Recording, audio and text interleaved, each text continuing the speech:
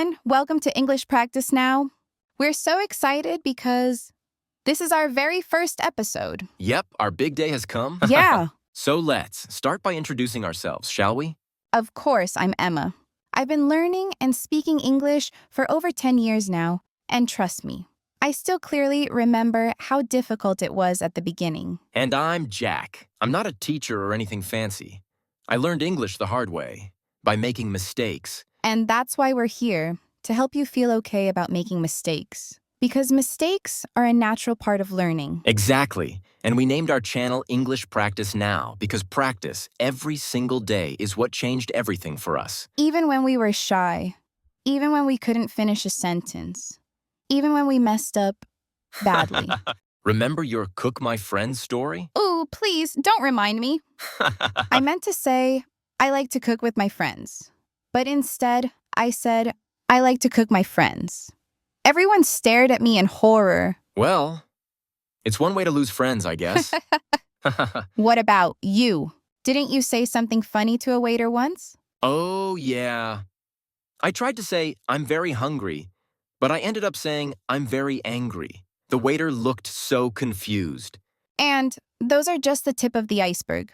The early days of learning English were full of little disasters like that. But we didn't stop, and we don't want you to stop either. Because speaking English isn't about being perfect. It's about practicing. That's why we're here, to practice with you every day, a little together. And to help you better understand some of the words we're using today, let's bring in our amazing vocabulary expert. Yes, Olivia, can you hear us? Hi, everyone. Yes, I'm here. It's so great to be with you on this journey. Let's take a look at some words Emma and Jack used in their stories. First word, embarrassed. When you feel embarrassed, you feel shy or awkward because of something silly you said or did. Example, I felt so embarrassed when I called my teacher mom by mistake. Second word, practice. Practice means doing something again and again to get better at it. Example, she practiced her English every evening with a friend. Third word, mistake. A mistake is something you do wrong, but it helps you learn. Example, making mistakes is how we grow. That's it for now. Let's go back to Emma and Jack for more fun stories. I'll be back later with more vocabulary. Thanks, Olivia. You're a word wizard. All right, let's share more fail stories. One time I said, I'm boring, when I meant I'm bored. Everyone just smiled politely. And don't get me started on autocorrect. I wanted to say, see you soon, and it turned into see you spoon. Maybe it's a new way to say goodbye. But honestly, those mistakes teach us the most. Exactly. And they make great stories later on. By the way, Emma, you're so fluent now, but was it always this way? Not at all. I was super shy in the beginning. I could barely speak. But over time, I gained more confidence. Confidence is so important. I used to feel nervous a lot, especially when I had to talk in front of groups. Same. Sometimes I felt so nervous, my words wouldn't come out.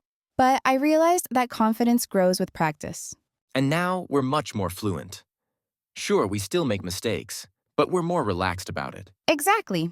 Should we ask Olivia to explain these new words? Let's do it. Olivia, are you ready again? Of course, let's continue. Fourth word, confidence. Confidence is believing in yourself, even if you make mistakes. Example, after a few weeks of practice, I had enough confidence to speak in a group. Fifth word, fluent.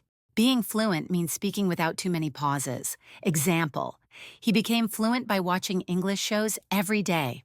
Sixth word, shy. Being shy means you feel nervous when talking to others. Example, I was shy at first, but now I enjoy speaking.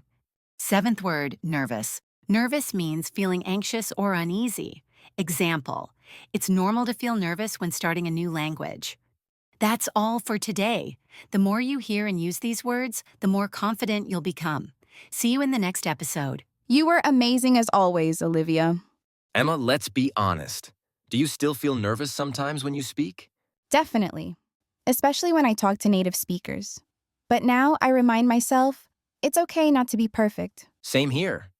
I always keep little phrases ready, like, sorry, can you repeat that? Or, I'm learning, can you speak slower? Also smiling. Smiling makes people so much more patient. Absolutely.